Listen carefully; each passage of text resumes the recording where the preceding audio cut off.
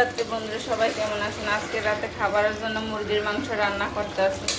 কয়েকটা আলু দিচ্ছি আর এই যে দেশি মুরগি রান্না করতে আছে। এখন মাংসটা কষাইতে আছে। মাংস কষানো শেষ, এবার জল দিয়ে দেবো আর অল্প একটু জল দিয়ে দেবো। আজকে গেলাম কাঁচামরিচ দিয়ে মাংস রান্না করতে আছে।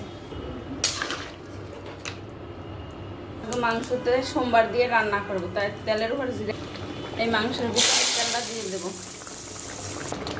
এই সোমবার দিয়ে রান্না করে আমার মা, খুব মজা লাগে খাইতে। মানে তেল পুড়কে দেয়, বরিশালের বিখ্যাত কথা বলে যে তেল পুড়কে দেয়। আর এই শিলনোড়ায় জিরা আর এলাচ বাটিয়ে দিয়ে দেবো মাংসের ভিতরে। এই জিরা বাটাটা আর এলাচ বাটা দিয়ে দেবো, গরম মশলা একসাথে বাটা দিয়ে দেবো। আমার রান্না শেষ, গামাখা রান্না করছি মুরগির মাংস।